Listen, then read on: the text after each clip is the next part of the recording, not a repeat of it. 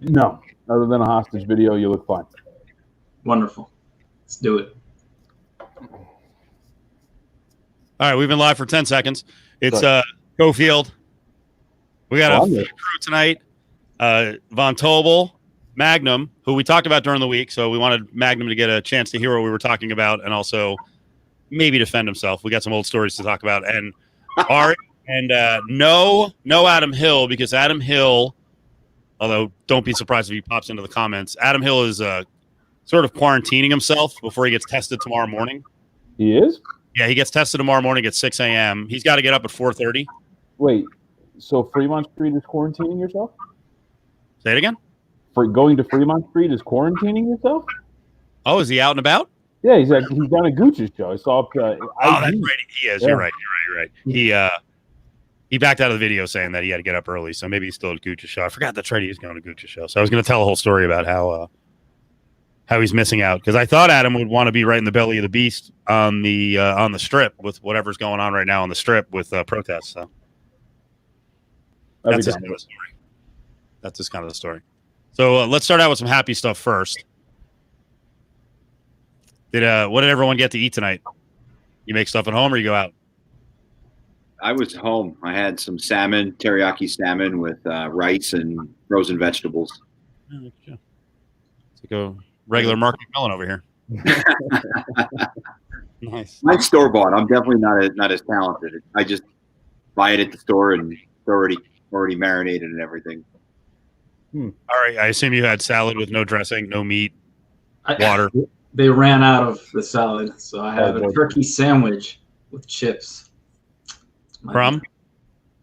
Like I made it, like turkey from Walmart, sliced turkey from the deli.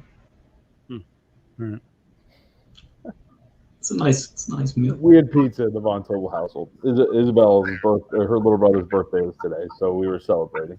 Where'd you get it from? That I don't know. I just know that they're like an Arizona Diamondback pizza. Like, so they're a supporter of the Arizona Diamondbacks. Yeah, a little bit. We were trying to set up Adam for some glorious story, but John's like, yeah, he's hanging out at a comedy show, which he did tell me about that. I was going to say, he also put it on Instagram. It's not like he texted me and was like, hey, don't tell anybody. I'm going down to Fremont Street. Like, he put it on the gram. We've already got a little controversy, a claim that one of the meals that was eaten is a racist move. I had no idea salmon was a racist fish. I would think of salmon as an elitist fish. Really? Yeah, like tuna's a common fish for us commoners. Salmon elitist. Ari, would you like 30 seconds to tell us to fuck off? You finally have your audio and video. There's nothing to say. It took me 3 weeks, so this is just me trying to redeem myself. So, is this your phone? Is this your phone or your computer? This is the computer. Shout out to Steve because he hooked me up with this little gadget, which is I love the little gadget. It's a camera. It's like an 8-year-old camera that you probably could have gotten out of a bargain bin at the Goodwill store. It's 8 years old. It's a good picture. I appreciate it. It's not bad. And the Ari jokes start coming in. We think. Now, Magnum, you've missed a whole ordeal for 2 weeks. Ari's tried repeatedly, and it just hasn't gone well. So we were blaming it on the internet. He still has dial-up. Is that what the story is? Well, we didn't tell because I added my speed, increased my speed. So technically, I should be able to do this on the phone, but I'm just playing it safe. So anything. Can you do me a favor? Your face is getting cut off in the picture. Can you move to your left just a little bit? To your left. Here. To your left. No, just move. No, you just move, Ari. Don't move. No, I'm not moving. You need to move to your left. You need to move on. Duck your head first. Don't touch my background. It's terrible. Just show people. Just show people the door. All right, Ike Turner. All right, Chris. There is a hole. What is that? It's a hole in the door. What happened? There you go. Uh-oh. Very impressive backdrop. Are you no one screenshot that? So Did you punch the door? What's that? Did you punch the door? We both. There's 2 holes, one from each of us. So. By the way, I might be the only one who got the Ike Turner joke. Yeah. Oh, I got it. I don't even know who Ike Turner is. Yeah. I think I've dropped the Ike Turner before to an audience that didn't get it, and then it just fell really flat. So, yes, What Ike did Turner. you say today? What did you say? He's joking. Whoever just put that up. Oh, what did you say to Adam today that he didn't? It was like a Burt Reynolds movie. He had no idea. He fakes half the stuff. He's old as fuck. It's ridiculous. I was talking about Cannonball Run and Smokey. Great movie. Yeah. And he's like, what? I've never heard of that. It's like it was 81. I replayed a bunch of times. Smokey and the Bandit, freaking classic. I think Dom DeLuise was in Cannonball Run, wasn't he? Of course, yes. Yeah, well, that was a big part of it. We talked about Burt Reynolds just smacking the shit out of Captain Chaos. And I know, John, you're the young guy. Believe me, there's a reason we have the young guys in tonight, because in a time of upheaval, we need the young voices to speak up. But I'll mention the place that I got food from tonight. Because, well, you guys tell me before I even say, is it hard to get good pizza in Vegas? Yes. 'Cause I hear this all the time. Yes and no. Really, from a Jersey guy? Yeah, I mean, I don't know. I like Grimaldi's, but it's a different type of pizza. I mean, Settebello is one of my favorites too, but that's a very, very different type of pizza. But as far as like a good New York, New Jersey pie, no, can't do it. I got All three spots that I go to get pizza. Where do you go, John? Naked City's one. There used to be this place on Flamingo and Rainbow. I think they changed the name, but Verrazano's. Oh, that place was good. Yeah. Yeah, they grew up on that pizza. It's still there. It's still Verrazano. Yeah, I think right. I think they took off the Vera. I think it's like Zano's now or something. But yeah, so that place right there. I grew up on that pizza. Actually, we had that every Friday, like every other Friday. Right. And then Grimaldi's actually I go to everyone's favorite. Pizza Rock is also a spot that Pizza Rock is good. I'll throw a vote in for Metro Pizza. I just don't have one close to where I live now, but it's good. Ari, you have some spots. I assume you know about the new spot, right? Ariello's Pizza. No, great name. It's a kosher joint. It's actually supposed to be unbelievable pizza. Seriously. No, I hadn't heard of it. My Pizza Connects didn't tell me about it. I like Metro. I like Villa, and there's a place I think it's called Rocco's. It's like there's 2 of them, or there's a few of them. They're But overall, like I agree with what Chris said. It's like I don't know, the bomb pizza you can get anywhere in New York, or like other cities like that. Here, it's like you got to find it. There's also a place on the Strip by Planet Hollywood. I cannot remember the name. It starts with a B or something. Anybody? maybe Bambinos. I don't know. Maybe it might be Giordano's. I don't know. It's not Giordano. If it's Giordano's, it's Chicago pizza. What does everyone think of Chicago pizza? Deep dish. I think it's pizza. I like it. I think actually no. You know what? It depends on it though, right? Like because there's some that are just like it's like almost just like a bowl of cheese and sauce and like weirdness. But there's other spots like a BJ's. I think does a deep dish pizza pretty well, where there's actually some some sustenance to it. I'm not a big fan of like the messy meat sauce cheese pie thing. Yeah, I think it's the Bonanno's place. Something like that. By the way, this conversation reminds me of the great Michael Scott when he's telling us about his secret hole in the wall when he goes to New York every time. Right? It's Sbarro's. Was it Sbarro's or Ray's? It was probably Sbarro's. Yeah, I think it was Sbarro. It was one of the chains. Yeah, I went to a place called Broadway on Rancho, and that's one of the places that's the closest that I've gotten that's near like New Jersey, New York pizza. So, because I agree, Grimaldi's is good, but it's super thin crust. And Pizza Rock is awesome. The sauce is really good. So we're getting early comments hammered. So who do you think is hammered? I think he's hammered. I think the person who is commenting that is hammered. Okay. 10:25.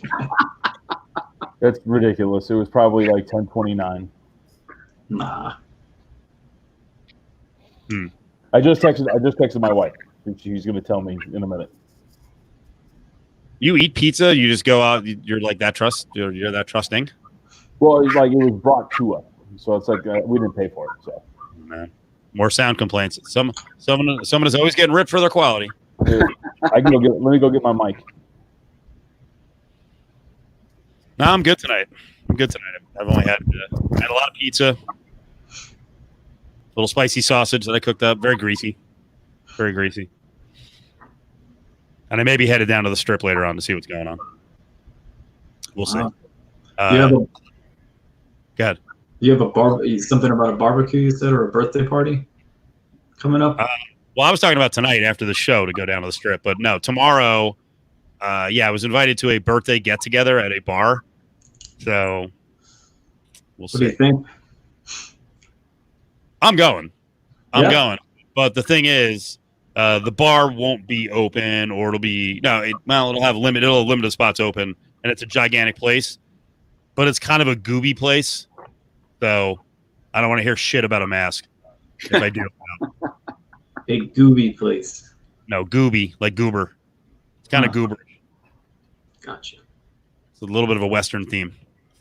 I got invited, I don't know why, to a baby shower in July, and I'm contemplating whether I really want to go to that. You're already out. Eternal lockdowner. It's in July, and you're not going to go. It's not going to be safe by July. It's a baby shower. Like, why? Okay. Well, who's at baby showers?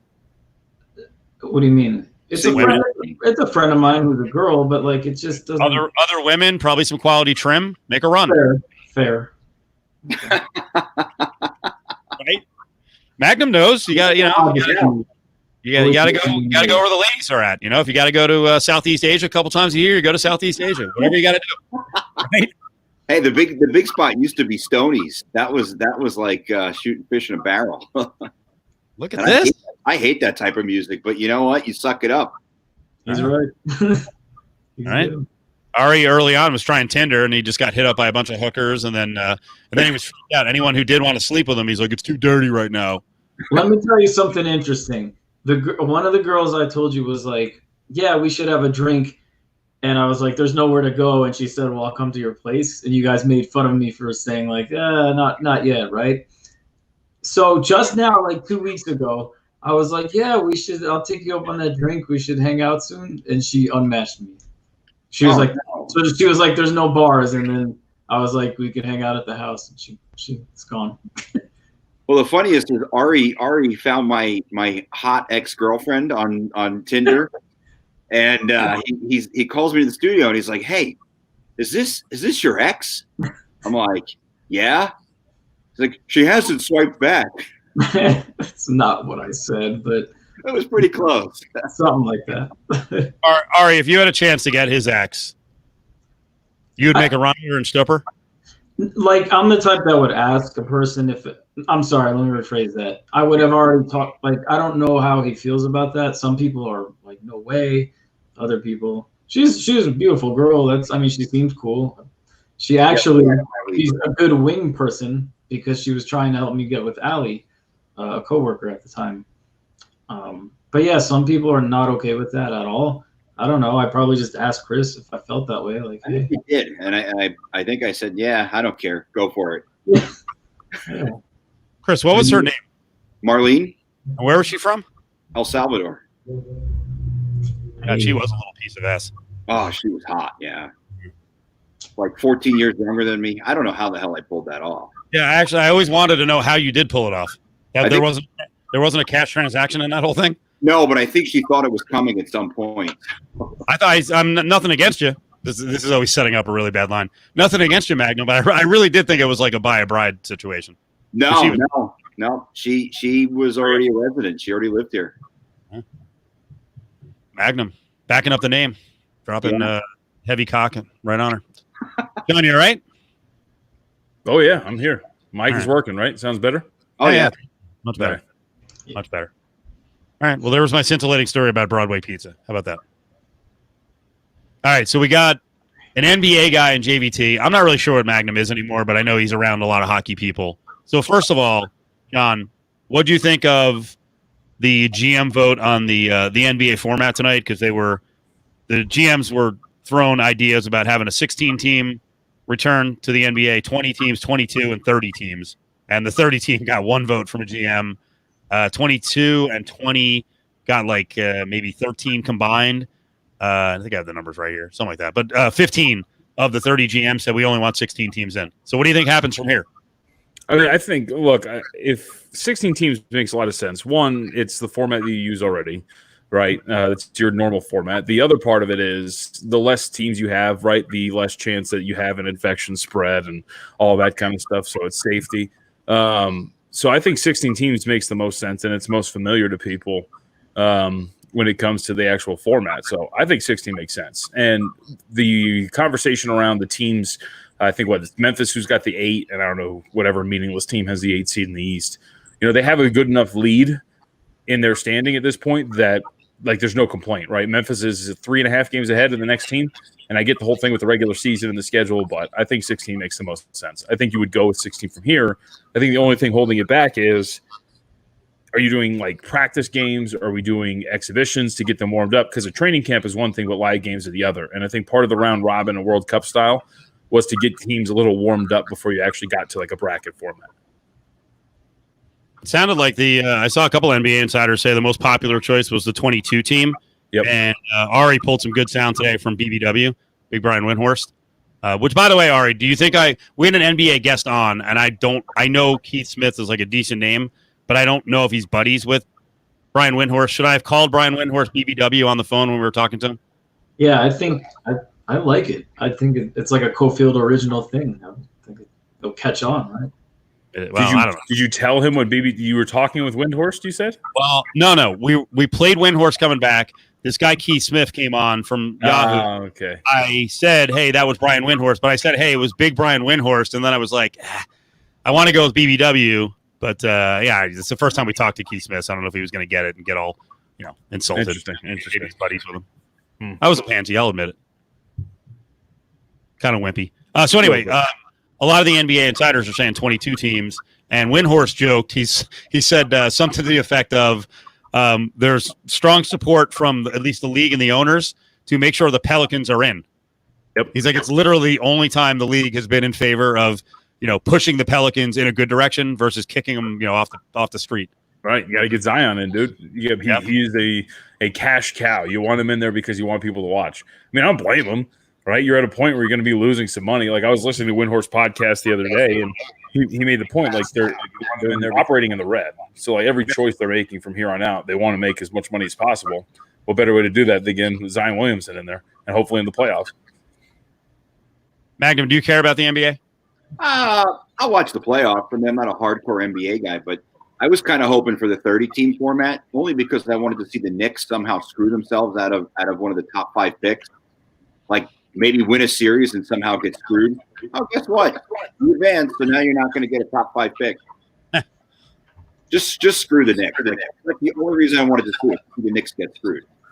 Have you become more of a hockey guy now that you run the hockey show?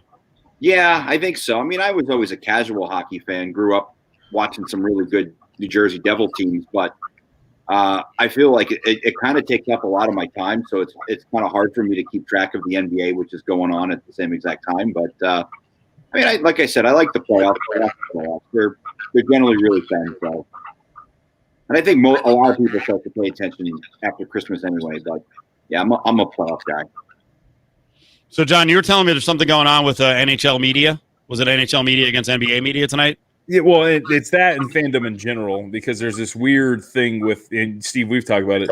There's this weird thing with NHL fans and hockey fans and the pushback against the NBA, because I don't know if they feel like their sport should be more popular or whatever it is, but they're constantly comparing, hockey to basketball. And I'm going to read you this tweet. This is from a couple of days ago because, right, hockey's back, right? Hockey's back. No problem. No question. We're getting hockey, except maybe there is some question about it. But this is Mark Moser, who's out in Colorado. I believe he actually does play-by-play for the Avalanche. And said, give it up to the NHL. They've beaten the NBA and Major League Baseball to the punch on league player unity of situation, agreement on principles, and courage to try to make the best of a bad situation. Yeah. Okay. Relax. Did anyone go at him? There was a couple responses in it, but for the most part, what do you mean player unity? Nothing's been agreed to yet in the NHL.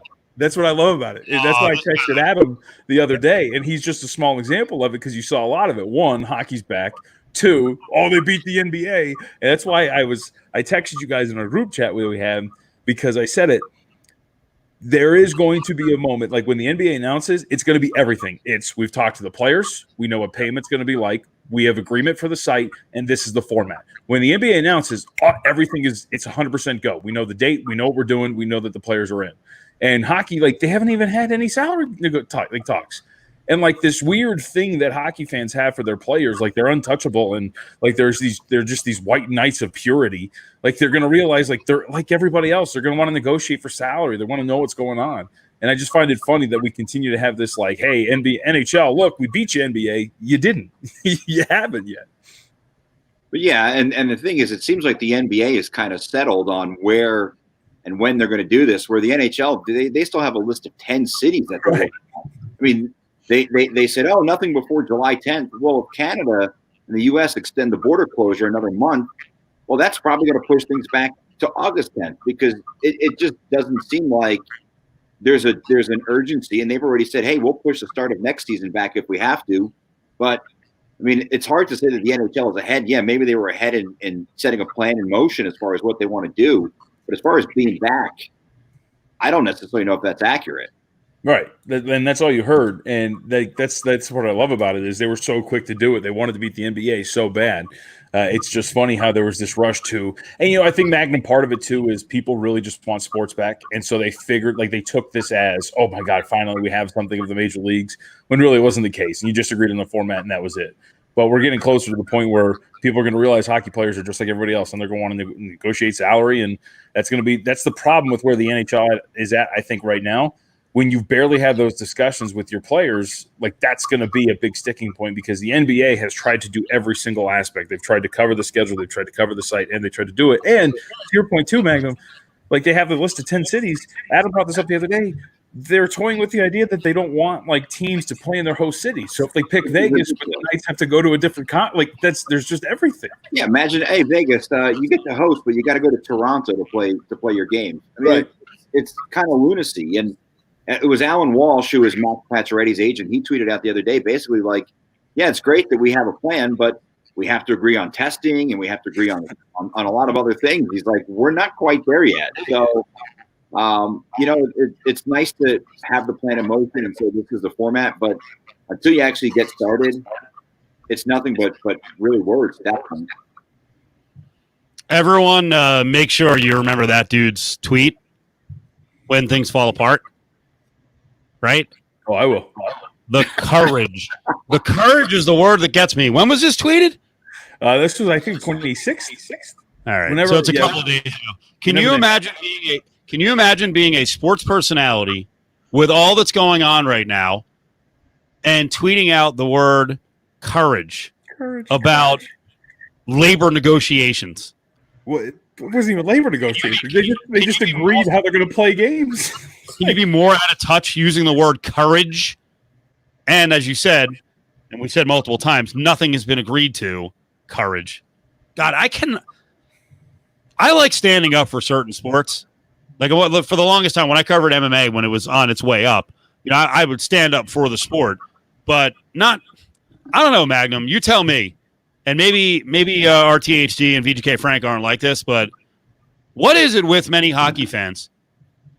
Well, with the goddamn woe is us in the inferiority complex all the time and having to fight for the sport and lash out against the other sports and our athletes are unique. What is the deal? Yeah, I think you kind of hit it. It's a little man complex, and I can't quite figure out why. It's it's weird. Hockey fans tend to be a little strange sometimes because they want their sport to be bigger, yet we saw it when Vegas got a team.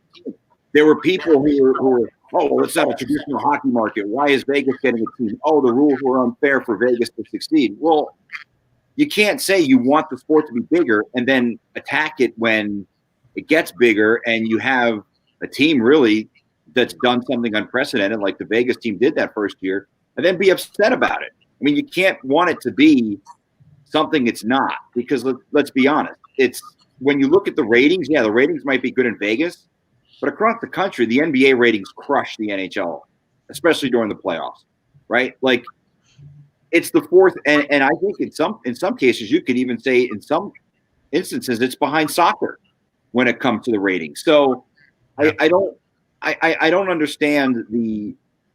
We need to be bigger than the NBA. We need to be better than the NBA. But when NBA fans want to cross over and become hockey fans, oh well, this isn't traditional. We don't want that.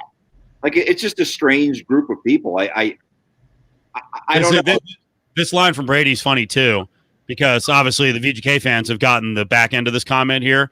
The what was us, but we hate new fans, and we've seen that from Edmonton. The jerk offs from Edmonton last week who were like, oh, Vegas sucks, terrible city. Like, it's just another city without the strip. And Edmonton fans have said Golden Knights fans are terrible fans. All that and they may be, but I don't know. It's weird. MMA fans are like that, and they're still kind of like that. They were really like that in the beginning when new fans would come on board, and they kind of do it to Stephen A. Smith now. And I know he's stupid stuff, but it's just like it's our sport. If you don't know about it, noob, get out. Well, yeah. I mean, I remember when it was boxing versus MMA, right? Like there was that competition that you were either one or the other, but you couldn't be a fan of both. And it's like, well, why not? I could sit and watch a good boxing match, and I could sit and watch a nice, UFC event. I don't think I have to pick and choose one, but I do remember when there was that competition. Now it seems MMA is kind of taking the lead, but I could sit and watch both sports and enjoy it, and I shouldn't be criticized for it. Ari? What does Ari stand for? That's my name. What does it stand for? Like it's short for Ari. It's not an acronym. That's not. I mean, yeah, it's my name. I thought it was short for something. Like John's name is not Jivita. It's an acronym for John Von Tobel. It's just my name. What would it be if it was JV2? What was it? Jivit. It's short for Ariel, which definitely doesn't roll off the tongue. So Ari works. Is it Ariel or Ariel, like the mermaid? Well, the mermaid's Ariel. So, and my name's Ariel, and you can see why I don't go by that now. Why? You've now got a pizza place named after you in town. You should go with it. I tried. Like when I was a kid, I got made fun of, and then I think in high school I was like, "Hi, I'm Ariel," and it lasted like a second until I started getting made fun of. Then I tried again in college. I don't see people making fun of it. I don't get. Oh, there you go. CJ. I grew up I was in like third or fourth grade when The Little Mermaid was like the biggest movie in the world. So that went with me for years. Like every day, the first day they would call on us, and it'd be Ariel and Ms. Rami. So they'd mess up my name. Everybody laughed. So like I tried again in college. Like, hi, Ariel, nice to meet you. And it'd be like, oh, like The Little Mermaid. So. Like Ryan used to make fun of Ryan, the hockey guy, used to do it in meetings.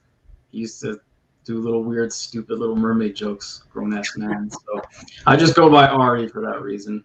It's just easier. I miss remote tech meetings. How did Ryan, the hockey guy, make fun of you, John, when you were a remote guy? Oh, he never made fun of me. Oh, really? No. He tried to block my transition over to talent, but he never made fun of me. Oh, here we go. Yeah, we'll pull back the curtain on some Lotus stuff in a couple of minutes. Uh-oh. I don't know why ASU Whiskers is getting on Ari about his personality. I don't get this. With this dude's personality, I'm stunned he's not more successful with the ladies. He might be. Maybe that's a character he's playing on the show. He may be swimming in Turkish. You don't know. Wait, are you talking about Ari? Yeah. And then unrelated, Mark in Vegas is going after Ari. I'm glad for that reason. You do realize, again, I don't want to objectify the woman, but you do realize Magnum got her and you fizzled. So I mean, there's something. I didn't do anything. Well, she didn't swipe. Okay, swipe. That's like the equivalent of us like passing by one another in a public place. I mean, hey, what's up? And just walking away. I guess versus like, hey, we should hang out sometime. I don't know. It's not a big deal. I just want the comment to breathe. All right, so let's go around the virtual room. I'll start. Magnum, Ari, JVT, AHL, Henderson logo. I gave it an A+ last night. I gave it an A+ on the air. I give it an A+ now. A+, Henderson, Silver Knights. I don't care about the name, but the logo is friggin' awesome. Magnum? Yeah, I'm with you. I don't really, the name is all right. You kind of knew that was going to be it. I think they hit a home run with the logo, and like I said today on the VGK Insiders, I think they actually outdid themselves because I think this logo was even better than the Golden Knights logo, which is kind of cool. You know, it's hard to do that when you're a minor league franchise, but especially when you're sharing the same general area. They did a good job. I mean, it's pretty cool. I think the H in the horse is really awesome. Someone today said it looked like General Grievous. I don't know. I know that's a Star Wars character, but I don't know what movie that's from. But I do remember that character. I was like, yeah, I guess I could see it a little bit, but I think they nailed it. It's really cool. Ari? I don't love it. That's not the right answer. I guess I'll give it like, I will say one thing. Today Ryan had a hoodie and a hat on, and that kind of, I won't say it changed my perspective, but it took it from a C+ to maybe like a B-. It looks pretty good, like on actual fabric, which is interesting. I think it's cool, whatever. I kind of just, the Silver Knights and the whole theme isn't really blow me away, but for what it is, I guess they executed really well. And I thought the stuff that you were saying on the show today about like how everything was really thought, that there was 21 I forget what you said, 20, because I'm never listening to her in the show, 21 stones or something like that for the 2021 inaugural season. So it was cool. I mean, there was a whole diagram with like rivets and whatever else. It was there was a lot of work. It was really quality on that. So I guess it'll go on kind of fast. JVT, you give it the final A+. Go ahead, buddy. It sucks. It sucks. They're not. They're the Silver Knights. Like, why is it a horse? And it does look like General Grievous. And there's way too much that goes into it. You know, I'll even give you one. Like, if they would have just removed the weird foliage around it, I would have liked it more. Like, they tried way too hard with it. I don't like it at all. Like, to me, mascots are better, like, simple, right? Like the Miami Heat is a really good logo. It's just a basketball on fire going through a hoop. Like, that's something simple. You know, the mean dolphin with the helmet on, that's something simple. Like, when you try to get way too complex, I think it ruins it for me, and I don't like it. I think it looks off. Beside the fact that they're Silver Knights and it's a horse. It's simple. Like, when you try to get it way too complex, I was so good at playing back for you. I don't like it. I think it looks off. I did a little replay there for you. That was strong. Strong. We're getting a lot of strong comments on this. I think you're in the minority here, buddy. I think I could be, but I also think people are just excited because, you know, it's affiliated with the Knights and it's their first, you know, major professional league, and they're probably going to have their loyalties, but it still sucks. It doesn't change anything. You're very much in the minority. Let's see. The Henderson logo is badass. It's not. Rocks bought shirts. Were you the one who sent me the tweet earlier that the Arsenal, they were already selling it and they kicked ass? They I don't know if they sold out, but they sold a crap ton of Henderson stuff. Really? Yeah, I saw it tweeted out that they were selling it. I didn't see how well they did, but he likes it. People like it. Bill in Green Valley. Exactly. The name is not great, and it's impossible. It's impossible to say Henderson Silver Knights. It's like I was saying yesterday. Henderson is going to get screwed, and they're not going to be really part of the name. Somehow they're going to get screwed. And I was joking yesterday on the show. I'm like, the ultimate screw job, if it has to be Knights, the ultimate screw job for Henderson was going to be calling it the Henderson Vegas Knights. And you shorten it to the Vegas Knights, and then no one says Henderson. But because the name's so long, no one's going to – it's going to be like the HS Knights or HS – I'm not saying HSK. That's terrible. Let's see. Logo, cool. Name, yep, exactly. And then – go ahead. I was just going to say, aren't Silver Knights just Knights? Yes. Which is why they had to go the horse route. They had to go something different. Yeah, they couldn't do the Knight because it was already taken. Well, but it's the Golden Knights. Like, why can't you just do the Knights? You're going to use the same logo? Nah, use a different one. But I mean, actually, you could. Why don't you just use the same logo? Junior just Knight. Color it silver. Save some money. There it is, a Henderson Grievous. Yeah. He's right. I looked it up real quick. That's a good. It does look like Grievous. By the way, too, so I saw somebody in the chat. General Grievous is not in episode 1, so let's get it together. Okay, he's in episodes 2 and 3. Yeah, come on.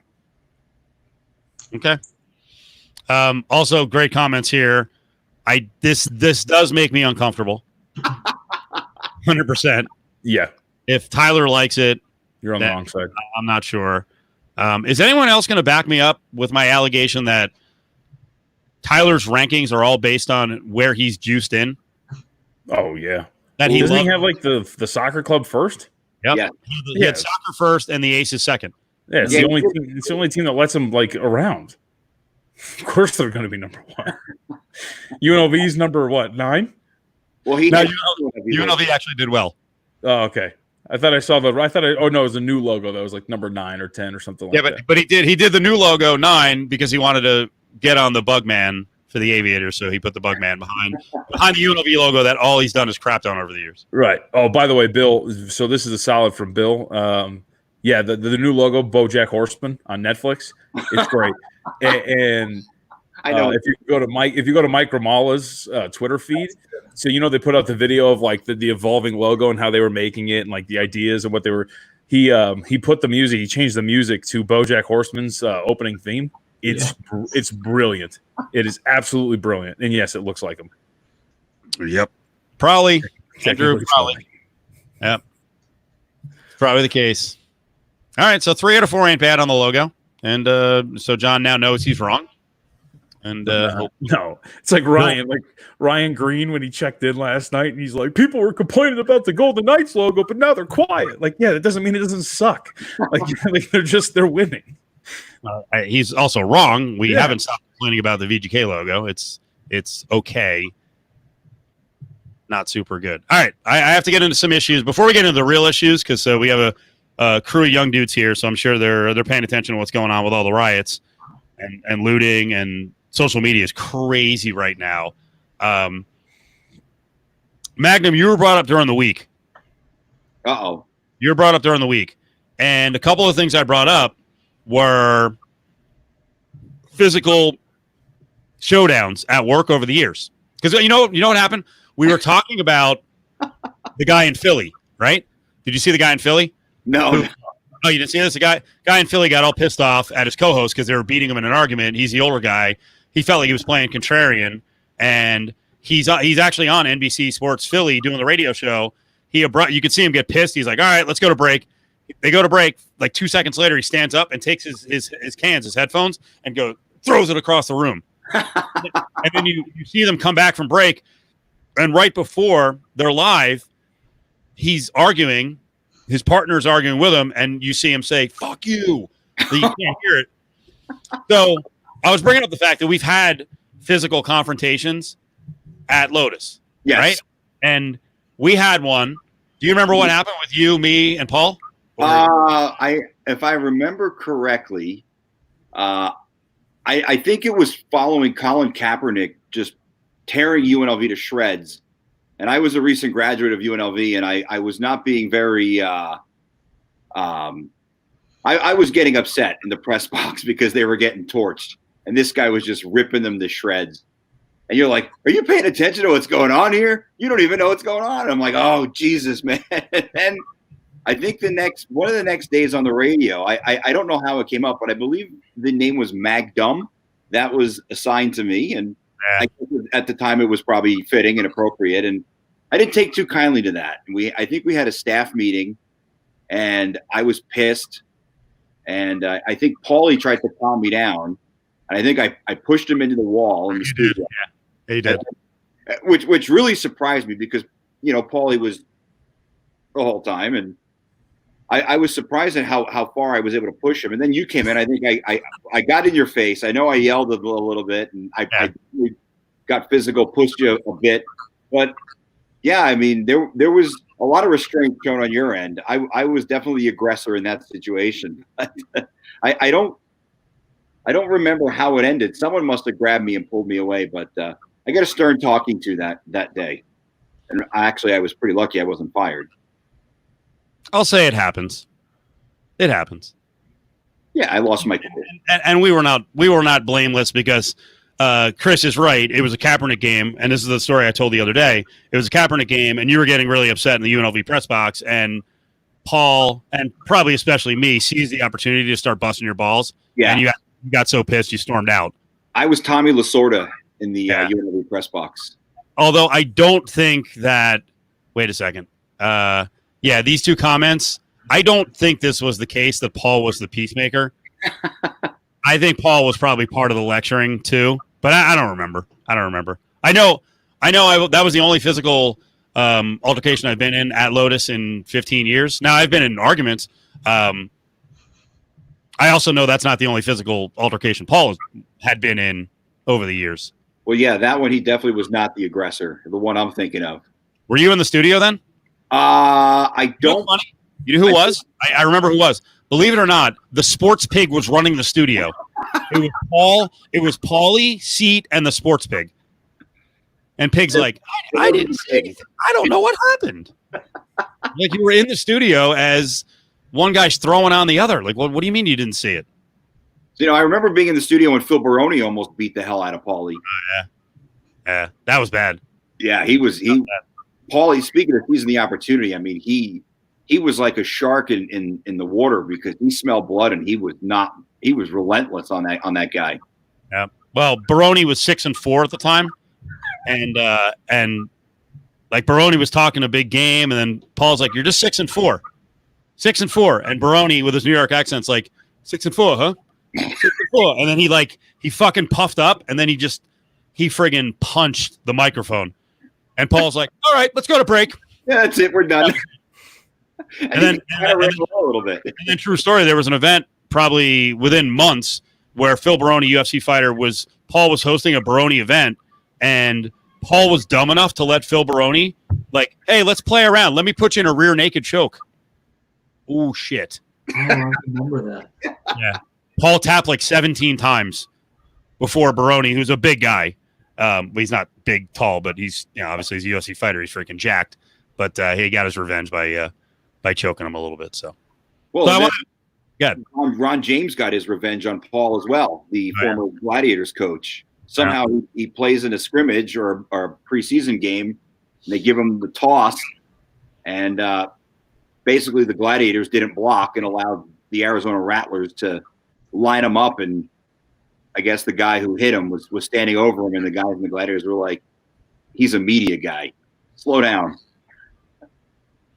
I don't think Mitch had a couple of yelling matches. Like he snapped at me one time at a meeting, but I don't know. Did Mitch ever get into it with?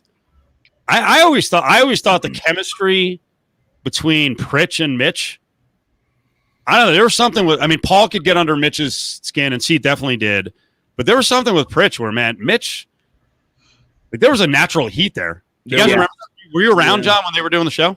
Oh, of course. What's it called? I think it was around about the stadium stuff when they really got into it. There was one where. You actually I had to listen. I don't even remember what they were arguing about, but there was a good one where I actually had to pull one of their segments and cut it up into like 6 different clips because they were going at it with one another when we played it back. Like they were really, there was just, Mitch never got into scuffles per se, at least when I was there. It was more like you said, either shouting matches or like really passive aggressive arguments on the air. Now I remember Gooch and Steve almost getting into it one day in a meeting. Yeah, we did. We started snapping on each other, and then Gooch, same thing with Seat. So yeah, we're a little volatile, a lot of personality. When the cop came in and choked out Adam. Oh yeah, that was a bad one. Wait, who? Because we were breaking up a little. I don't think it was a cop though. No, oh no, I think it was a guy who said he did work in law enforcement, or he was in the military or ex-military or something, and I think it was Piggy, right, who did the promotion. Steve may have been out of town for an event. I was on the air. It was a UFC in LA. I was in LA doing the show with Pig and Adam, and we did a full Nelson challenge where we're like, no one can get Adam in a full Nelson, kind of cinch it because he's such a big guy, not muscular, but just gigantic guy. And a bunch of people tried to do it. No one could snap it in. And then some guy who was bigger than Adam, but actually in shape, like 6'5" and like 300 pounds, came in and just destroyed him. And he got the full Nelson like on his neck and actually cut off the blood a little bit. So Adam got woozy, and the guy just dropped him on his face on the floor. And Lotus ain't paying for whatever the highest grade freaking carpet cushion is. Lotus ain't paying for that. Yeah, it's like concrete. Yeah, this is like it's like Veteran Stadium in the '80s, right, where Michael Irvin's tearing I can't remember the Eagles receiver who I think tore both ACLs on one play. on the turf. I thought it was Tom Waddle when he was playing with the Bears. Maybe. But Adam got dropped on his head, and Sports Pig's like, oh, well, I couldn't tell what the hell was going on, but I know he got drilled pretty good. So the other reason Magnum came up the other day is I brought up the fact, and I think this was the case, that maybe 6 months or 8 months ago, and I don't think you said it in the meeting, but you weren't too pleased that Gooch was getting opportunities on the morning show. Am I right on that? I think maybe it was Gooch. It may have been someone else. Yeah. All right. So I wanted to ask you guys, like, John, you are a producer. You eventually got on-air opportunities. I know a lot of the producers. Ari's not really a guy who wants to be an on-air guy. He's a management type. He'll eventually be a program director. Trust me. I see it. Why are you laughing? Chris, you want to be on air, right? I think. Yeah. Okay. Yeah. So how do you get more opportunities? Because we are going to have, I'm telling you, folks, something's going to happen. Will Cain's leaving ESPN at the end of the month. So ESPN National is going to put something in there that I'm sure is just going to be a lame hodgepodge for a couple months until they hire somebody. I think we're going to go with more local. So I don't know. What do you think should happen, John? Who should get that show? We've got McKinnell in the building. We've got Candy doing stuff. You don't have the time to do it. I'm sure Magnum would like to do stuff. There's other people. What needs to happen? Well, I don't. In terms of who specifically should get it, I'm not sure if I'm the right person to ask, considering I don't listen every day and I don't know the going-ons behind the scenes. Because you have opinions. Come on. Well, no, I know, but what I'm saying is, for one, if I'm program director, a lot of giving out an opportunity is what you do behind the scenes. Like for me, that would be one of my benchmarks, right? And I'm not there every day to see the minutia of who works, who does stuff, who goes above and beyond, who helps at other shows, who helps at other stations, who's willing to buy into what their job is first before looking out for themselves and what they can be. So I think that's a big part of it. It's like, I think you have to be a big team player. I think that's got to be part of it. I don't know the inner workings of that. I'll be honest. I don't listen to the 1340 that much or anything else. I barely, to be honest, Steve, I barely listen to you guys because I'm just working, or lately I've just been at home, right, with the quarantine thing. I haven't been driving. But I think first and foremost, it's just got to be somebody who shows that they're willing to do the intricacies of their job first before wanting on-air opportunities, because to me that shows that you're going to care about the job when you get it, as opposed to just, hey, right away, I need to be on-air guy. And I think it's important to care about the details of your job. Ari, Chris? Yeah, I think I agree with that. We did get the new program director not too long ago, and this was actually after that meeting, and we had a nice chat, and he pretty much said a lot of the same things that John did. I mean, if I'm being frank, I do the show with Ryan McKinnell every day over at 920. Let's do this. He's really good. Okay. He's well prepared. I think a lot of it is we agree on a lot of stuff, so maybe I'm a little biased, but I feel like he works hard. He puts in a lot of work, and he's really good at what he does. I mean, I've had the opportunity to do that show with him, but I had done some other stuff with him previously. I think I filled in one time on your show with him, and I walked away saying, "Man, this guy's really, really good." So he's a guy that I would look to say, "Hey, you know what? We'll give you more time, and you could be on ESPN and maybe build something," because I mean, I think he's really, really good. Ari, I think if there was maybe some more attention to. By the way, real quick, I guess Brady was that not supporting Ryan McKinnell? I guess maybe. That's good. I think if there was some attention paid to people on an individual basis and really looking at kind of where strengths and weaknesses lie and what could be improved and direction and leadership, I think we have a lot of talented people in house that could be groomed. Magnum being one of them. They're not even groomed, but you could take that and express the direction if you're a program director and how you want that. And we could see from there, try some stuff out, lay out some ideas and see if they can execute. And that goes I would say Magnum and McKinnell. I agree with that. And I don't know. From there, I mean, that's other people's decisions, and I might not be the best person to ask from that point, but that's my honest opinion as more of a listener than in-house. By the way, this is a funny break-in. I think someone's accusing me of being like Antonio Cromartie on this one. if I just all the cats. The answer is no, I can't. No. By the way, somebody said to give Tyler a couple more hours. What is that? He's already got one. Do you want like 4? Well, we're gonna have because the other part of this is Will Cain's going to go to Fox News. Seriously, he's leaving at the end of June. Lebitard may be pulled off the air because the constant disagreements. And my guess is Lebitard's like, you know what? I'll do stuff with ESPN, but if I just do podcasts, I can make as much money, be autonomous, not have to hear from the bosses. Apparently, the new boss doesn't like him that much anyway. He was a favorite of the old boss. So we could, because we replay Lebitard, we could lose Lebitard and Cain in the middle of the day. Now, ESPN will provide something. Now, there's been discussion that Mike Greenberg might go into a live midday slot, and that would be a 2-hour show. And I guarantee you ESPN National will push us hard as hell to run that. Yeah, I don't know. I just think with the Raiders here, we need more local. Yeah. Well, you want more local too, because like ESPN notoriously, just like now working in radio and like what I've done on the production side for like Las Vegas, doesn't care about their radio lineup. Like it's just Morning and Lebitard, and then after that they didn't really care. Like Will Cain, I'm sure there are people like Cain, but they just put him in a studio by himself and just let him talk for however long his show was. And then Steve, I know you and I have talked about this every day after 6, throwing on national, and it's like either a different show or it's a podcast or it's what is it, the Sporting Life, Yeah. Like they notoriously have not given a damn about their radio lineup. There was a weird moment the other day because we were talking to Adam Schefter. He did a big radio tour, so he talked to us for like 10 minutes.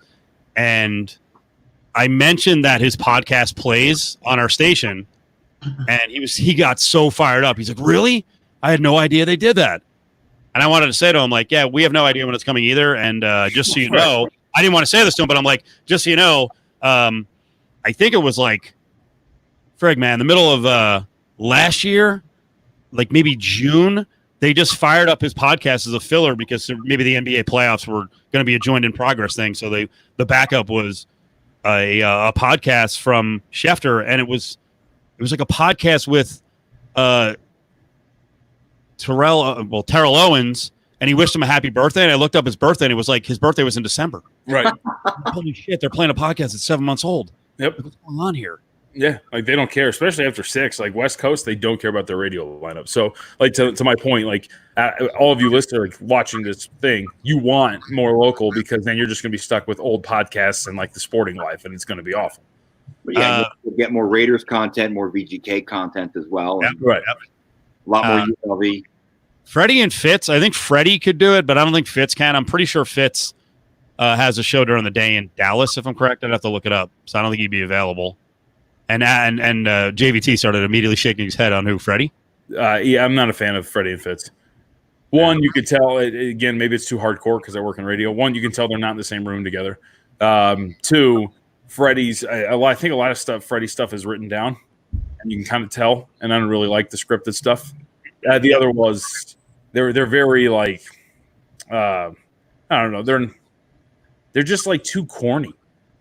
Like it's a lot of like Odell Beckham Jr. Like I was listening the other night. They had like a segment on Odell Beckham Jr. and like the whole thing was like, "You got to show me you want it." And it's like, okay, you don't need generic like football guy talk. Like I don't know. I just think it's really low hanging fruit. But I think it's successful because that's one of the mainstays. Like I just talked about how late night they didn't really care about their lineup. Freddie's been there for what, like 10 years more? He's been there a long time. Yeah. I like him because he's a Jets fan, so he understands the pain that me and Steve go through. He's definitely a New York guy. He's got the accent still. Yeah, we get this all the time. Get more local talent. So who? You want more newspaper guys on? And I'm not saying like we don't have talent, but who do you want? More? I'm always curious about this. Who's the local talent? You want more newspaper guys on? Should we give some of the TV people a chance? Should Amber Dixon be doing like 2 hours a day? I just wonder who other people or who the listeners hear or read or see, and they're like, that would be a good radio person for ESPN. Well, we do have some really good people. I mean, I look at Pritch too. Pritch is awesome.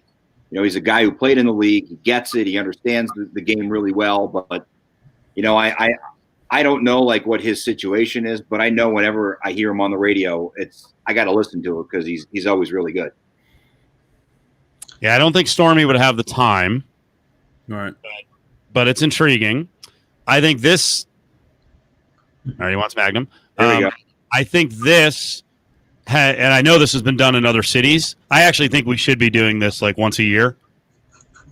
What was the name of the ESPN show where they did the like a bracket and a contest to be one of the Sports Center anchors? Do you remember? Oh, geez, I do remember. I wish the Boom Goes a Dynamite guy would have won that. Because actually, off of that show, there's actually a ton of people who are working in the business. What that show was kind of it was just like reality TV. All those dudes already had agents or were kind of placed. They were somewhat qualified. But yeah, I think doing something during the summer, and we're almost there. Yeah, I would have someone in. What would be too much if we did like 8 straight weeks of like an hour each week with a contestant in studio? And who would you put them in with? This is an important question because Adam and I are complete pricks. Who would be the best person to put him in with? Probably Clay. Clay, but you can't put any more on Clay. Like, what more does this guy? He's got too much to do. I love how Ari came strong and he's like, okay. Immediately back down before anybody even said anything. Yeah, I just think because I don't want to. It's not his fault. I'm not ripping on him, but yeah, like you put him too much on him. Like it's my opinion, but I like your idea. Well, so Ari's coming from the place of don't overwork Clay, but we're talking about like.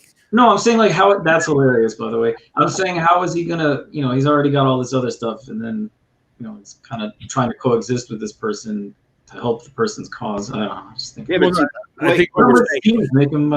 I think what they're saying, Ari, is that Clay is an amicable person who could get stuff out of that person. Like he is an everyman guy in the building too.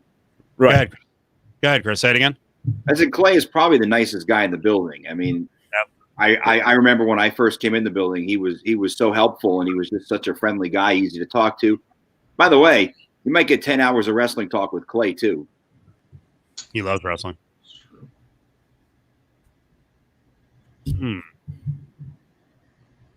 Brady's got a long one. Do they think it's better to have hours dedicated to different teams versus multiple hours of one host that can cover multiple topics? I don't know. What do you think? Should we have? We already have the VGK specialty show. Yeah. I don't know what radio group is going to get the Raiders, but whether we get them or not, I would assume we'll do some Raiders specialty shows. I don't know.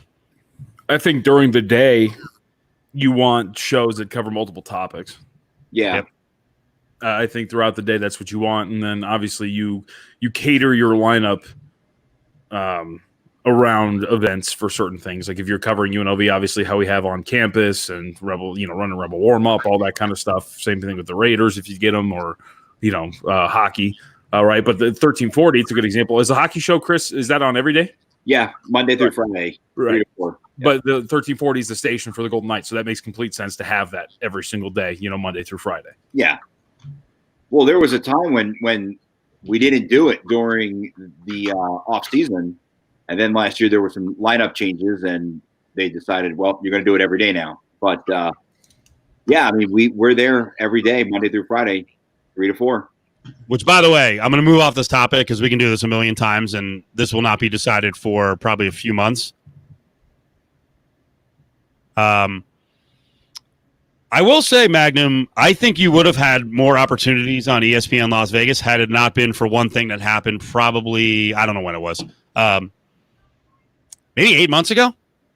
You know what I'm talking about? No. Okay. You were doing stuff with us like an hour here, 2 hours there on Cofield and Company. Okay. Yeah, I do remember, yeah. Well, why'd that stop? I don't know.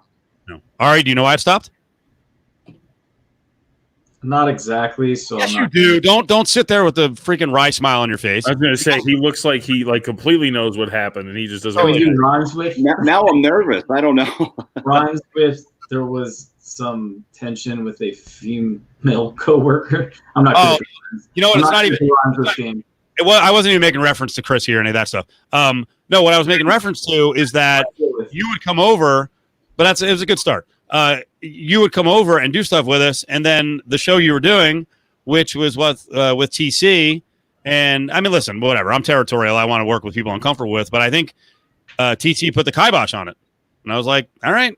I'm like, I can't tell Chris what to do. So I think you got burned on the opportunity to come over. And I'm not saying like our show is some grand opportunity, but yeah, and management kind of took the other side of that too. Like, oh, you're part of this show, so you should be. And I remember there were times like I'd come over after, but it's like, listen, if I'm going to be part of the show, I want to be part of it for 3 hours. Not right. Just an hour here or an hour there. But yeah, I mean that which sucks because then TC decided he was going to leave and go to another state. All right, let's move on. He decided to leave. He decided.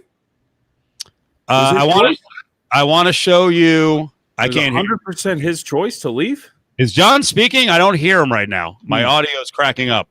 His mic's on. I hear him. Okay. I want your opinion on this because I want to get to the most important overall topic of the night and what's going on with those protests. And, it's crazy right now, right? A lot of people are angry and for good reason. I saw this message from a Charlotte radio station, and this is the whole stick to sports discussion that we've had for like 4 years now. And I want the listeners and the viewers right now to get in on this.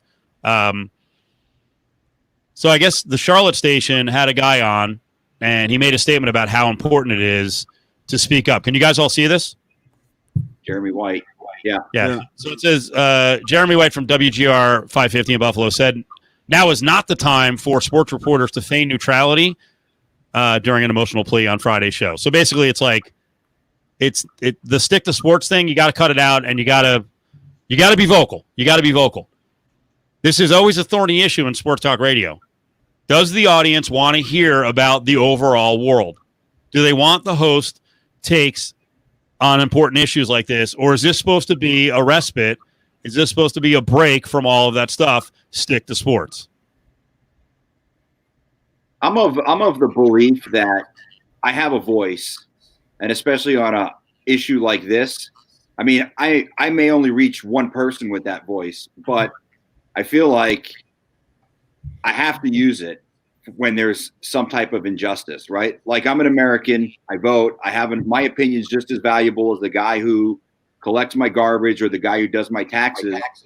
And just because I'm a sports guy doesn't mean I shouldn't have an opinion on such issues. And, I mean, I feel like there's a balance because, yeah, maybe there are members of the audience that don't want to hear, but something is so awful as what we all witnessed with George Floyd. I mean, I feel like if you're not speaking out against it, in a way, you're kind of complicit because you have to speak out against it. And I get to stick to sports, but it's just so awful and so horrible to watch and to sit there and see that video and the smirk on the cop's face and his hand in his pocket. I think it's beyond sports. This is a humanity issue. This is a morality issue. And, I have a voice and I'm going to use it in a situation like this. Donna, real quick with a thumbs up, is that thumbs up, stick to sports, or thumbs up, talk about causes outside of sports or that are, related to sports and the outside world? Give us a follow up on that. Ooh, a compliment. Nice job. Nice job. Ari, what works? Go get a martini. Ari's very passionate about this stuff. He doesn't really have a voice on the show like we do. So what do you think? Do you just do sports, or should we be talking about the stuff? Because we have people in the building who are like, sports, bro. That's what the audience is tuning in for. Enough with the heavy stuff. No, I agree with everything Chris said.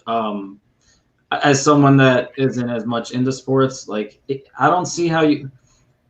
And hear me out. Like, I guess what you always say, like the bubble. I'm outside the bubble. And for me, this year, almost doing this show and just doing other stuff too with sports radio all these years, like, it's so evident and clear the correlation between sports and everyday life, things that all walks of life, people from all walks of life go through. So I don't see how you could do an hour, 3 hours without without really tying things in. Like, you just can't. Like, this whole situation, everything, pandemic is a great example. Like, you can't just go and talk about all these things happening and just kind of, just push that to the side. So, and the stick to sports things, as far as you guys not being able to commentate on these things, I mean, a lot of it's everyday life things and reaction. We're all normal people. So I'm gonna break in on a couple of things real quick. The radio hosts who were like, stick to sports. First of all, to address them, especially if it's addressed to us in the way we've done the show for 15 years, if you want me to talk sports with you head to head, we know who's going to win. Even worse than that, if you want Adam Hill to debate straight sports with you, you know how much you would fuck up most people? So I always love that when I hear stuff like, oh, that show needs to talk more sports. We can. That's how I grew up. That's what we did. Okay. So that, not that I need to throw out threats, but I get worked up when it's like, oh, they're not talking sports. We choose to go hardcore when we can. Believe me, there are moments where you go so hardcore, it's like, I don't know if everyone's even getting what we're saying. I'll let you behind the curtain on our show today. We started out the show. I set it up so everyone could express their opinion on what was going on with the riots and George Floyd, and especially Stephen Jackson making comments. And our opening portion of the show, I'm looking at Adam especially, and I'm like, all right, bro, let's go. We go to break, and then Adam and Ari start arguing over this Chauvin guy and if his intent was to murder George Floyd. And I'm just sitting there, I'm like, this is great. I'm like, why are we doing this during the break? But I think part of it is, and Adam can defend himself next week. I think Adam gets caught with the newspaper position where he's like, fuck. Like, if I flamethrow here, I'm going to get in trouble. And that's what I hate about the effect of the hashtag stick to sports stuff. Like, actually hurts honest discourse. And everyone should go on the air. If you're comfortable and you're confident talking about important issues, then you should do it. Well, and sports and politics, they've been intertwined for so long, too. I brought up today on McKinnell's show. You look at a guy like Joe Lewis. He was good enough to go beat the hell out of Max Schmeling and be a hero. Yep. He couldn't sit at the same table as a white man. He also, to extend the story, Joe Lewis came back home. The U.S. government completely fucked him over. The IRS dragged him and took all his money. And the poor bastard is sitting out front of Caesars in his 60s, the former world champion, as you said, an American hero taking down a goddamn Nazi. And they're like, hey, you know what? Joe, we'll pay you to sit out front and greet at Caesars. I mean, what a sad story. And back then, there was no sports talk radio. And back then, there weren't going to be a whole lot of columnists in newspapers speaking out on behalf of Joe Lewis. So when we have opportunity like that's a good example, Magnum. And that's way back, but that's a sad thing about sports in the past. Well, even more recently, right? Like you look at the protests. The guy's taking a knee. They can't peacefully protest. They're, quote, sons of bitches. So what option is there at that point? I mean, I'm not condoning burning buildings to the ground, but they tried the peaceful protest, and then you had Mike Pence today trying to play the good guy. Oh, well, we support that. No, you didn't. You did a publicity stunt when you went to the Colts and the 49ers game and you walked out. So, I mean, it's always been there. Muhammad Ali, John Carlos, Tommy Smith. I mean, sports and politics have been intertwined for a really, really long time. And I feel like the stick to sports guys are guys who are on the wrong side of history. John, you've been I don't think I've seen Von Tobel this mad. Not mad, but just it's been all emotions. Mad, depressed, sad, concerned, fired up. So what's this week been like for you? And what do you think when you see, radio people are like, hey, you know what? Be true to yourself. Don't worry about the whole stick to sports thing. Yeah, first off, the stick to sports thing is stupid. I mean, I agree with Magnum. I'll take it a step further. I mean, I think for the most part, if you're sitting there telling other radio hosts and media members to stick to sports, you have an opinion about this situation that you're too scared to come out with because you know that you're just going to get destroyed. In terms of you probably are on the side of either the police officer acted within the correct means, whatever it is. Usually, if you're telling me to stick to sports, you just want to express how you actually feel about things because you know that it's not going to go the way that you want. But as far as this week, like I don't know, man, like this, to me, this week has been weird. This week has been sad. This week has been just odd. Like I don't know. I honestly don't know how to feel because Magnum said it. I watched that video like too many times, and it's disgusting to watch a person like literally begging for their life and have the person who has his life in his hands, and he doesn't care. He doesn't care. He's just not listening. He's ignoring him. The paramedics get there, and he still doesn't get up off of him. Like it was one of the most heart-wrenching, most disgusting things I've ever watched in my life. And it made me go over so much stuff because we were going to have Xavier Pope on, and I was really excited for that, to talk to somebody who was smart about this kind of a subject, to listen to what he had to say about it. And then you go down the wormhole of just everything that has happened in our country, from everything in the shootings and the videos, and how many times this has happened. And then you hear people and you read on social media pushing back on this. Like at the end of the day, it's just human life. Like people weren't asking for him to be let free, to be let go. They were just asking for the guy to just get up off of his neck, to just let him breathe. He'll be fine. Just let him go. And that's it. And to turn this into just something completely different is amazing. And Magnum was right. Like what are they supposed to do? They rode the buses in protest. That wasn't good enough, right? Like they kneel in protest silently, right? It wasn't good enough. It wasn't convenient enough. And so now, like when you're told that every single turn, what you're doing is not the correct thing, it's going to boil over, and people are going to do what they're doing right now. And I don't condone that, right? Like, yes, the looting and everything like that, that's not good, but that's not the message. And that's not the message. That's the minority of what is happening right now. And it just sucks, man. It just sucks to see people who are just asking for a chance. Like just treat us normally. Don't be afraid when you see us immediately. Right? Don't threaten us with calling the cops. Like that's all they're asking for, and people just want to ignore it. And it's just sad. Infuriating. It's truly infuriating. I retweeted Killer Mike, who I'll be honest, I didn't really know a whole lot about him, but he had this impassioned, just brilliant speech that he gave, and I think he was with the mayor of Atlanta and the police chief, and it almost brought me to tears. That's how powerful his words were. And maybe even one of the more infuriating aspects of this whole thing is the cop who I say he's running interference. He's nonchalant and he's so casual while this guy is killing George Floyd. I mean, he's passed out for 2.5 minutes and the guy still has his knee on his throat. It's bullshit is really what it is. I mean, I see it and it pisses me off. I mean, I can't even imagine. And I could never put myself in the shoes of being a black man in America and have no idea. But when I have friends who tell me they've been followed because they fit the description, that pisses me off. It really pisses me off. And it shouldn't be this way. I was in junior high when the Rodney King thing happened. And I remember coming home from school and turning on the TV and watching Los Angeles, a city that I had never been to at that point in my life, just burning. It's in 28 years, there's been no progress. It seems like we've gone backwards in a lot of aspects because some of these guys are on camera and they just don't give a shit. No. And Steve, to be honest with you too, like part of my emotion this week too has just been like, just as a white dude, like, am I like, it's almost like, am I allowed to feel as angry as I do because I don't go through what these people go through, And it's just this weird, confusing emotion that I've felt all week because it's just been so sad and it's been so awful to watch stuff like that over and over again.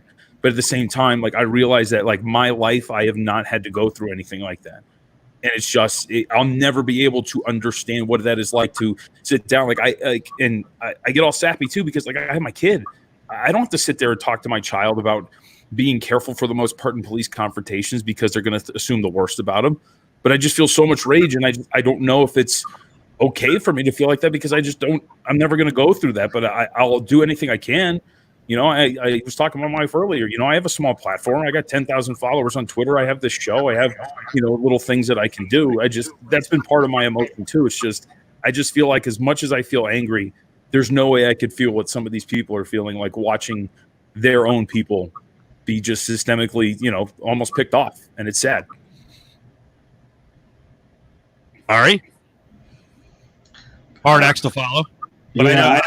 I know Ari has strong feelings, and obviously, You've got a background where you're from a people who've had a rough time for I don't even know how many tens of thousands of years. So I was thinking about it though, and more from I guess like an appearance standpoint. I mean, I've dealt with racism. It's nothing. Like John's right. It's like nobody can know what it's like to be in the shoes of a black person. By the way, not just men, but in America in this day and age, or any time really. It's like I think the worst thing is that we're all so numb to it because we're so used to it. And this one, for some, I mean, I don't want to say for some reason as to dismiss it like it's not a huge deal, but I guess with everything, the state of the world, this one is like the breaking point. It feels like, and I'm actually saying that in a positive way. It's awful. The whole thing is horrendous. I hate this all, like we all do. But I will say, like, how people are standing up. I don't know how it changes. I don't know what makes it change, but and I'm seeing more not accountability. I'm seeing more people that aren't black standing up and saying like we can't be complicit with all this and let this happen. It's definitely it's better than it's ever been in terms of more support. There's more people getting out there. You saw a lot of the protests tonight were more balanced in terms of race and there were a lot of women out there as well. So there's been progress, but again, as we said, if you've got cities exploding, in 1965 in LA with the Watts riots, you've got multiple cities exploding over the sort of violence, law enforcement issues in 1968. You have it again with Rodney King in 92. You have it again in 2020. Like, goddamn, man. Like, it's improving, but can it improve a lot faster? Like, that's 55 freaking years.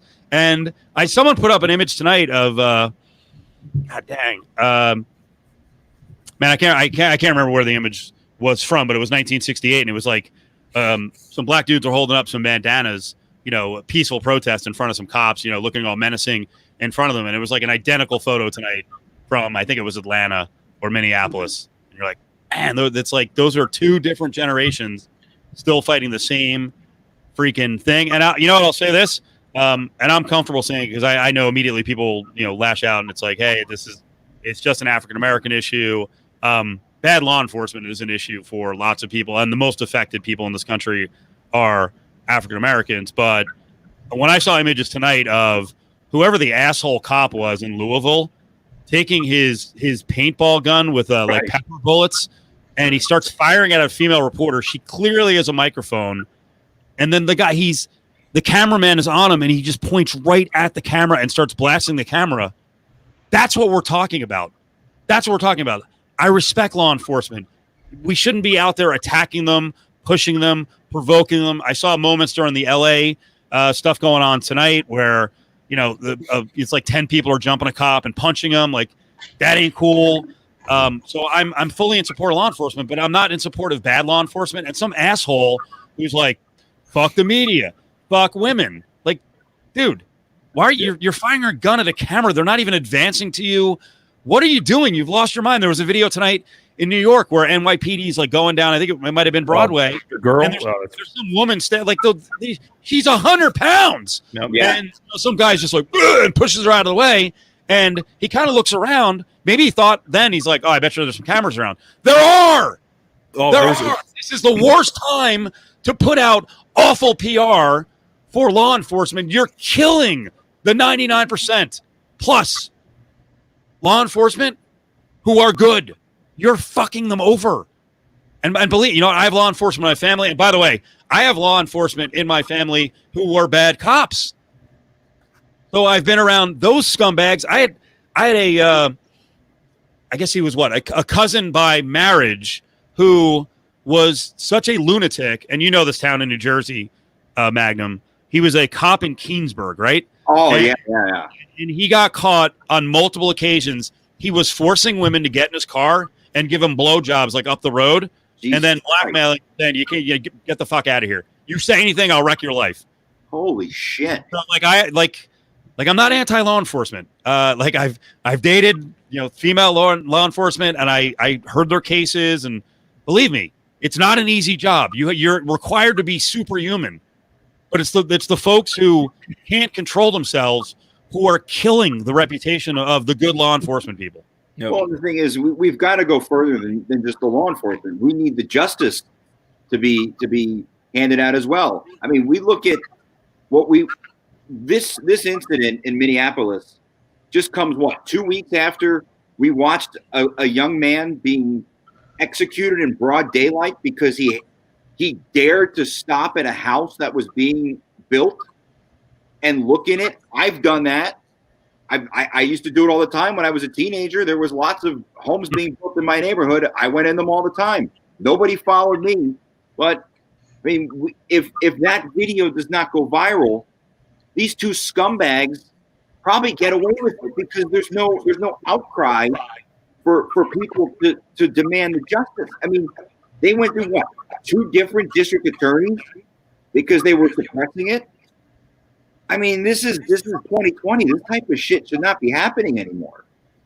Right. And like what bothers me the most about all this too is when you get the people who push back on it. For example, like the example has been brought up, I've seen on social media multiple times. I don't know the state, but the story of the white woman who called to report a rape that was going on by her house, she ultimately gets shot by a police officer, right? The police officer got put in jail. And like that's all they're asking for. Like that's what people aren't understanding here, because they throw this out as this example of, see, white people get killed by cops too. Yes, you're right. And guess what? That cop got punished. And that's the whole point, is that's all we're looking for here, man.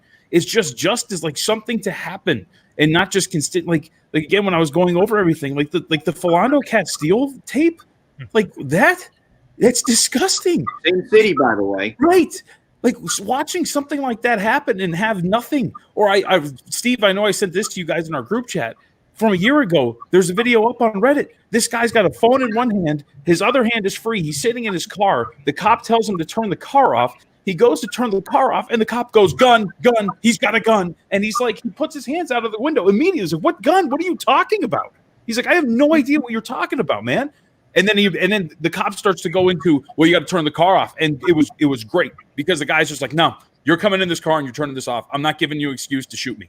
Or another video of just this week of this kid. He's 21. He's scared for his life because he ran a stop sign, and he's laying in the middle of his front lawn. And he's just telling them, please come to me. I'm scared. I don't want this. And there's 4 cop cars, all guys, guns drawn, pointing at this kid who's clearly scared out of his mind in the middle of his front video of a 90-year-old grandmother. Right. Like, it's just like, those are the things that they're talking about, man. And like, in this thing about, well, white people get killed by cops too. Again, to go back to this, there are professions where you shouldn't have a margin for error. And when your profession is serving and protecting and having a gun and the license to kill, you don't get a margin of error, right? We get a margin of error because we're garbage radio hosts who talk about sports for a living, okay? It's that simple. You shouldn't be able to do this kind of thing like just multiple times, and that's what they're asking for. And I've never understood the pushback on this, because if you're out there and you're saying whatever happened, at least people are overreacting. I love the blacks kill blacks all the time, whatever it is. If that was your father, if that was your son, if that was your daughter, begging for his life, begging for their breath for 2 seconds, you would understand completely. But because it's not, you push back on this, and that's just I will just never understand it. I won't. It's insane. Sorry. I don't know. Don't say sorry. Don't say sorry. I don't know what is left. Like, I'm not into violence either. But I don't know if I'm going to go as far as to say I don't condone whatever uprising I'm going to call it. Like, it's what is left. It's 2020. How about Adam put in a group text the other day? I think it's Alton Sterling is the name. He put in a video of a guy, and he was like, this guy's brilliant. He should run for politician. And then like 2 seconds later, he said, oh, it's an old video. I don't know about you guys. I watched the video. It was like a minute, or I was convinced it was from this week. That's how little we've progressed. It's 4 years old, and it fooled probably all of us into thinking it was a video from today. I just don't get it. Like, it's just normal. This is just the thing. Just like school shootings, it's just the norm, and everybody just lets it happen. So I kind of get like, what else is there left to do to try to make a statement? And I get it. It might not be as effective, and looting might be counterproductive in some ways, but All I know is someone made a really good point about how the story has not gone cold. I think they actually was on the chat last night. Someone chimed that in. They said, like, now that people are looting and freaking out and all this stuff is happening, the attention is still there. We're still talking about it and all the injustice going on. So, I mean, if that's what it needs to be for it to keep going, you know, for attention to be on it and for it to try to get a resolution instead of it just being one more, you know, in the long list of how many times has this happened? We'll wrap on this. Did you guys get any of the? Did you see any of the? Magnum, were you going to say something? I'm sorry. Yeah, I was going to say the double standard that's applied here too. You know, just a few weeks ago, we had protests and rallies down at the county government, right, downtown Las Vegas. Those people, because they want to go get their hair cut in a pandemic, right. Or what we saw in Michigan. Liberate Michigan, where people who are armed to the gills are storming state capitol buildings in Lansing, Michigan. Those people are patriots. They're heroes. But when the tables are turned and black people are pissed off and they're angry about just unnecessary, unjust killings, they're thugs. Like, I see that, and it really pisses me off because there's a double standard that's applied, and you can't hold one group of people in high esteem to denigrate the other. It's just not right.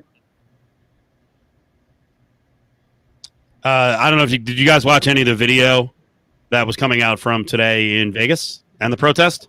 Yep. I saw a little bit of it. Not good. Dude, I'm sorry. It's gonna get bad here in Vegas because the way it was handled today. I don't think. Again, I'm not a law enforcement expert. They have a tough job. Yeah, but they got to be held to a higher standard, man. I don't know. What I saw today was weird. And I'll tell you, there's a picture out there. And this again, when we're not infallible in the media, and we have to follow rules, and you know, we shouldn't be on the scene actively fanning the flames. And I mean, you have to be really fanning the flames. Not taking pictures and doing reports is not fanning the flames. But here's a picture of a Metro officer with an RJ photographer. This is not proper.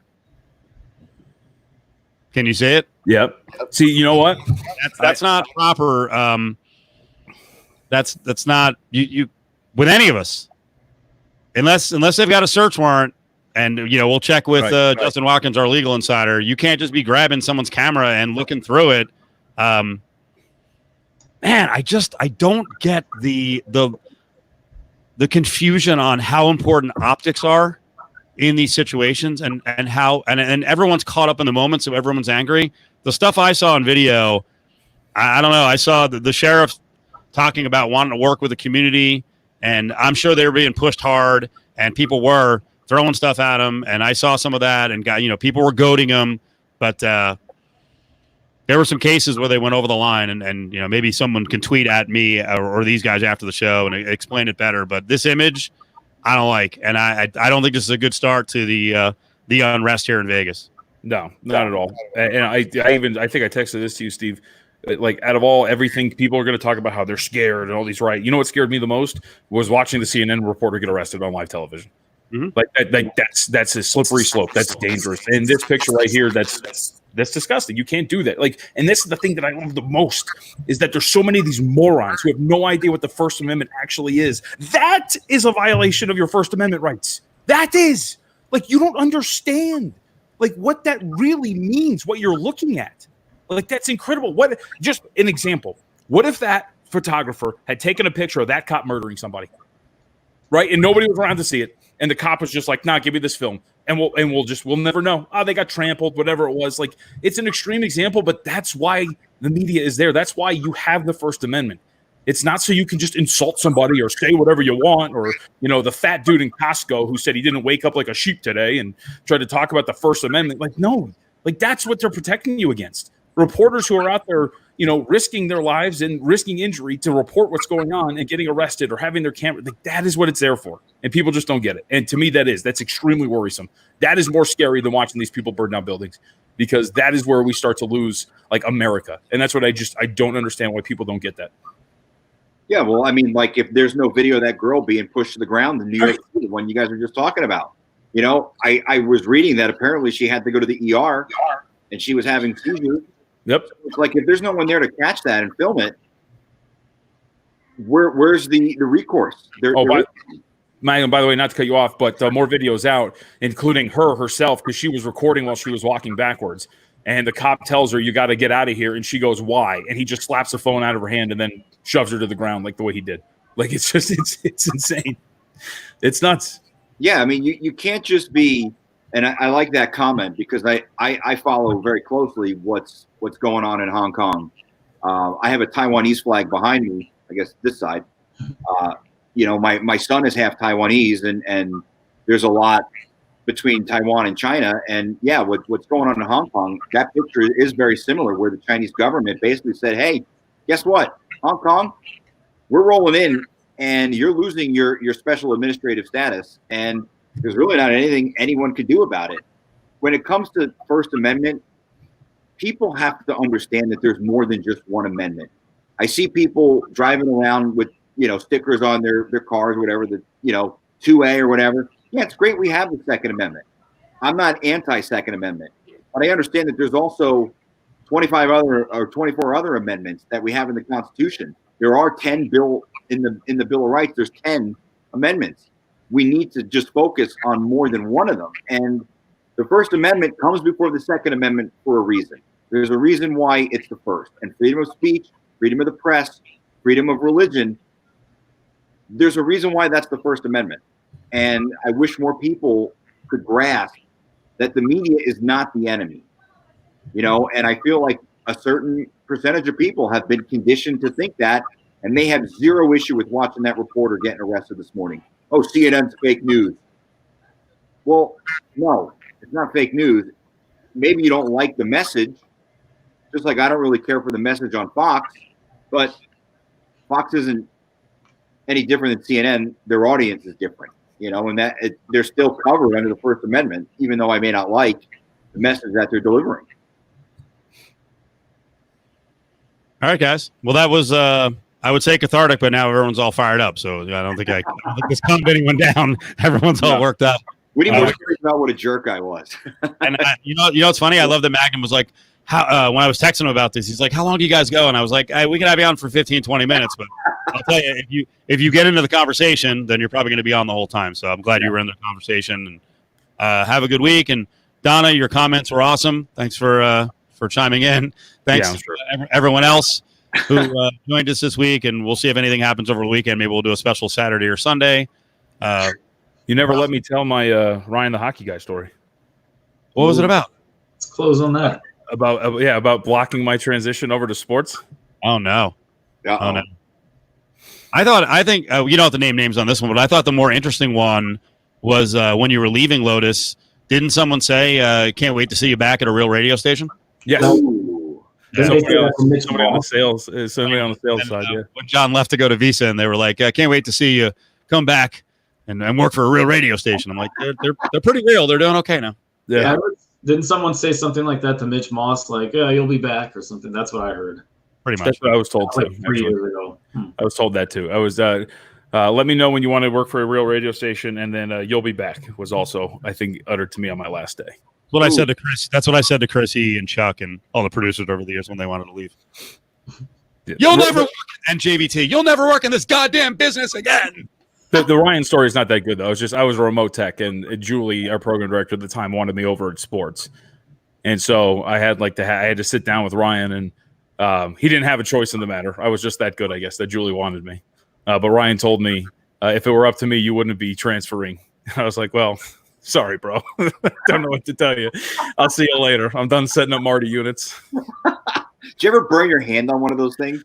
No, thankfully. I only set up like one in my life, so. I heard it's all of a shock. Yeah. I got screamed at by Big Mex. Steve, you probably remember him. I know who that is. He, to be honest, it was great. He screamed at me because I almost went, you have to like hook it up before you plug it in. And he freaked out, and so never did that again. It was a good learning experience. Good job, guys. That was very good. Really good. Everyone have a good weekend. Yeah, Ray, don't erase the show. I think I've only pulled one show. If I pull a show, it's generally to edit it and fix the sound and some images and stuff. But I think I've only pulled one show. So I was acting like a horse's ass one night, so I decided to pull it. But beyond that, it'll be up there. It's on Periscope. It's on YouTube. It's on Facebook. So everyone have a good weekend. Thanks, guys. Later. Peace.